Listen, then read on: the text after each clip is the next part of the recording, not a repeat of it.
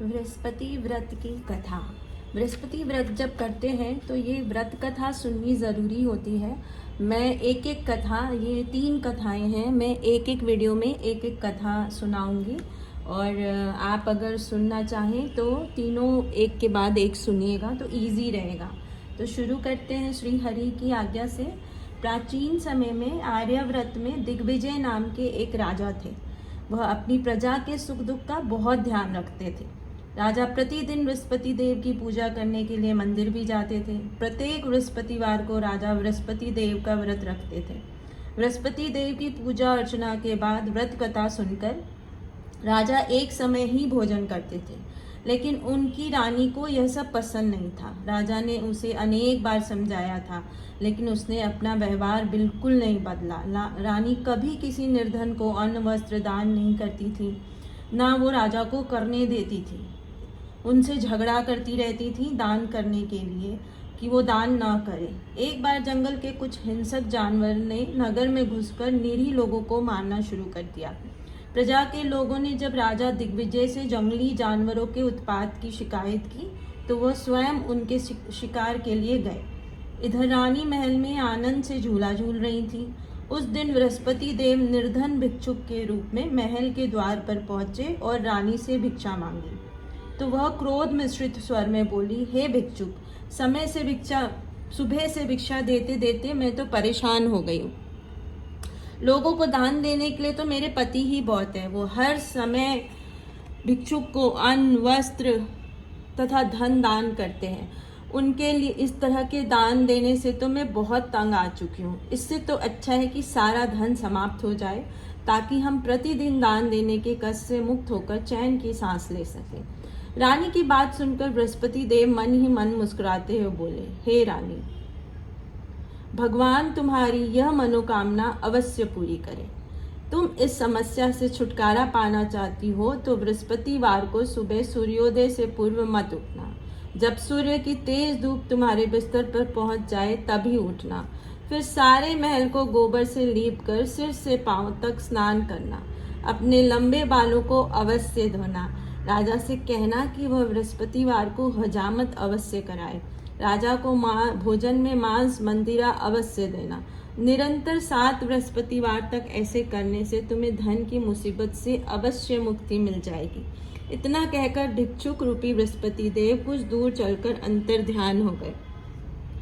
रानी अपने पति की दान देने की आदत से बहुत परेशान हो चुकी थी, इसलिए कुछ सोचकर उसने परेशानी से मुक्ति पाने के लिए भिक्षुक को बताई बातों का पालन करने का निश्चय किया। राजा ने रानी को ऐसा न करने के लिए कहा, लेकिन रानी अपनी जिद पर अड़ी रही। उसने राजा को धमकी दी, यदि तुमने मेरे कथानुसार काम नहीं किया तो मैं महल छोड़कर चली जाऊंगी।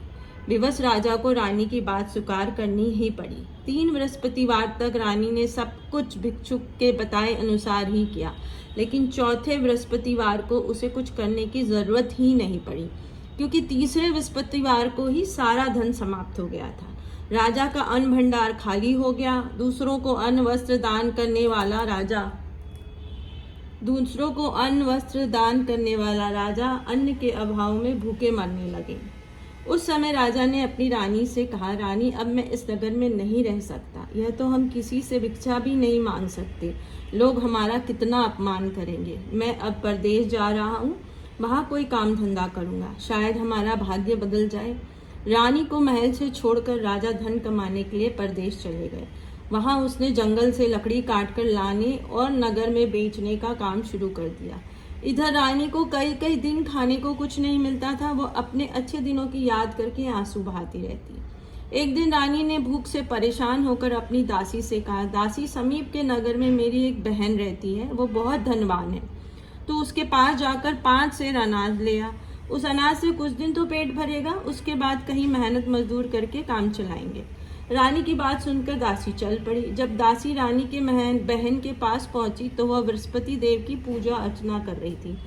दासी ने 5 सेर अनाज मांगा, लेकिन पूजा में व्यस्त बहन ने उसकी बात पर ध्यान नहीं दिया। दासी कुछ देर वहां बैठकर खाली हाथ महल में लौट आई। उसने रानी से आकर कहा, हे रानी, तुम्हारी बहन अभिमानी है, अधिक धन होने के कारण वह किसी की बात नहीं सुनती। मेरी बात का भी उसने कोई उत्तर नहीं दिया, बस पूजा पाठ करती रही। आखिर मुझे खाली हाथ ही लौटना पड़ा। रानी ने उदास मन से कहा, दासी जब बुरे दिन आते हैं तो कोई सहायता नहीं करते, अपने भी मुंह मोड़ लेते हैं, ये सब हमारे भाग्य का दोष है। उधर पूजा पाठ के बाद रानी की बहन ने जब दासी की ओर देखा तो वो वहां से जा चुकी थी। बहन ने सोचा, अवश्य ही मेरे बहन पर कोई विपत्ति आ पड़ी है, तभी तो उसने दासी को भेजकर 5 सेर अनाज मंगाया। यह सोचकर वो घोड़ा गाड़ी पे सवार हो रानी से मिलने के लिए चल पड़ी। रानी के महल में पहुंचकर उसने कहा, बहन मुझे क्षमा करना, जब तुम्हारी दासी आई थी उस समय मैं बृहस्पति देव की पूजा कर रही थी और पूरी व्रत कथा सुने बिना उठ नहीं सकती थी। विष्णु भगवान का पूजन समाप्त करके जब मैं उठी तो दासी वहां से लौट आई थी। रानी ने बहन को सारी दुख भरी कहानी सुनाकर कहा, मैंने दासी को 5 सेर अनाज लाने के लिए भेजा था। बहन ने रानी की कहानी सुनकर कहा, बहन मैं बृहस्पतिवार का व्रत करके बृहस्पति देव की पूजा करती हूँ, वे सबका कल्याण करते हैं। तुम भी बृहस्पति देव का स्मरण करके अपने महल में किसी कक्ष में जाकर देखो, शायद कहीं अनाज रखा मिल जाएगा। बहन की बात सुनकर रानी ने मन में सोचा, उसकी धनवान बहन अवश्य ही उससे उपहास कर रही है। लेकिन भगवान बृहस्पति देव का नाम लेकर वह महल के एक कक्ष में गई। उस कक्ष में घड़ा रखा था। रानी ने उसमें हाथ डालकर टटोला तो वह सचमुच उस घड़े में अनाज भरा हुआ था। रानी बहुत हैरान हुई। उसने अपनी बहन से कहा, बहन मुझे भी बृहस्पति देव की व्रत की विधि बताओ, अब मैं भी उसका व्रत किया करूंगी। तब बहन ने उसे बताया, रानी बहन बृहस्पतिवार को सूर्योदय से पूर्व उठकर स्नान कर बृहस्पति देव का व्रत करना चाहिए, लेकिन उस दिन सिर नहीं धोना चाहिए। चने की दाल, मुनक्का या किशमिश लेकर केले के वृक्ष के पास जाकर उसकी जड़ में बृहस्पति देव श्री विष्णु की पूजा करनी चाहिए। घी का दीपक जलाकर रखना चाहिए। उस दिन एक समय ही भोजन करें। भोजन से चने का आटा और पीले खाद्य पदार्थ ही ग्रहण करें। बृहस्पतिवार का व्रत करने से घर में धन संपत्ति की वर्षा होती है, अनाज से भंडार भर जाता है। इस व्रत को विधिवत करने से निसंतान को पुत्र की प्राप्ति होती है। बहन के वचन सुनकर रानी ने तुरंत ही बृहस्पति देव के व्रत करने का निश्चय कर लिया। 7वें दिन जब बृहस्पतिवार आया तो रानी ने बृहस्पतिवार का व्रत किया। कहीं से मांगकर उसने चने और गुड़ का प्रबंध किया। चने की दाल से केले की जड़ में विष्णु भगवान का पूजन किया और घी का दीपक जलाकर बृहस्पति देव की पूजा की। रानी भगवान विष्णु के भोग के लिए पीले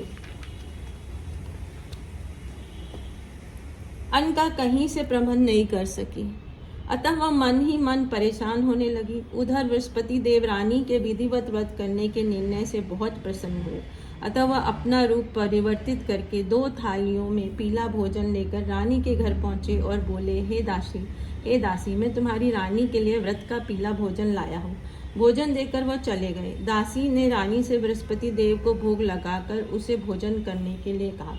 रानी को कुछ पता नहीं था। वो दासी से बोली, दासी क्यों निर्धनता में मेरा उपहास करती है। तब दासी ने कहा, अभी अभी कोई आदमी मुझे 2 थाली पीला भोजन देकर गए हैं। वेशभूषा से तो वो मुझे कोई पुजारी जान पड़ते हैं। रानी ने बृहस्पति देव का भोग लगाया, फिर दासी के साथ बैठकर भोजन किया। रानी प्रत्येक बृहस्पतिवार को विधिवत व्रत करके बृहस्पति देव की पूजा करने लगी। रानी के व्रत करने से बृहस्पति देव बहुत प्रसन्न हुए। रानी के महल में धन की वर्षा होने लगी। कुछ ही दिनों में रानी के पास काफी धन एकत्रित हो गया। उसने एक अन्न भंडार भर गया। इतना सब कुछ होने से रानी फिर पहले की तरह आलसी और अभिमानी हो गई। एक दिन रानी ने किसी भिक्षुक को आलस्य के कारण खाली हाथ लौटा दिया तो दासी ने कहा, रानी जी, आप फिर पहले की तरह धन संपत्ति पाकर आलसी हो गई हैं। निर्धन को अपने द्वार से खाली हाथ लौटाना अच्छा नहीं होता।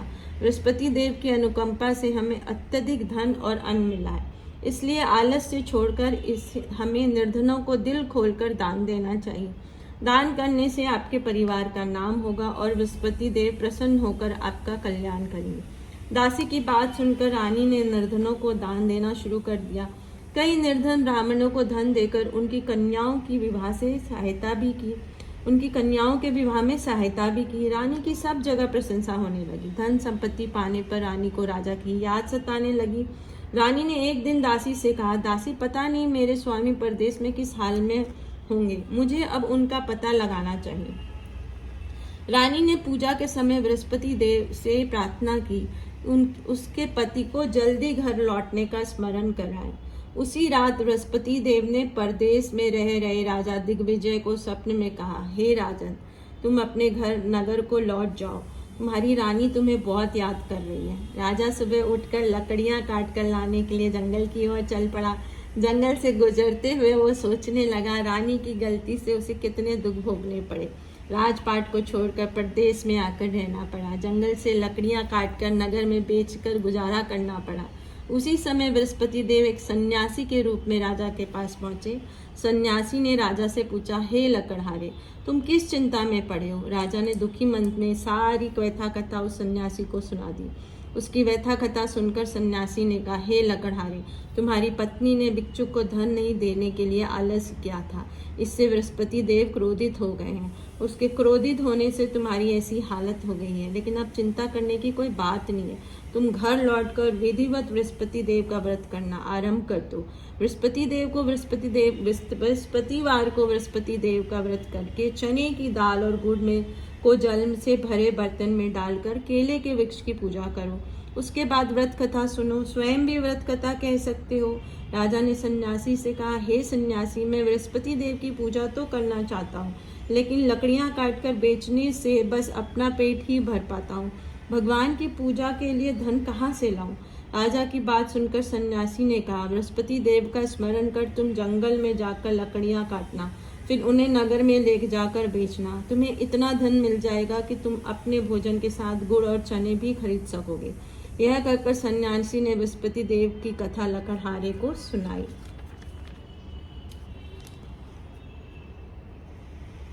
कथा 2 है ना, बृहस्पति देव की कथा। प्राचीन समय में बसंतपुर नगर में एक निर्धन ब्राह्मण रहता था।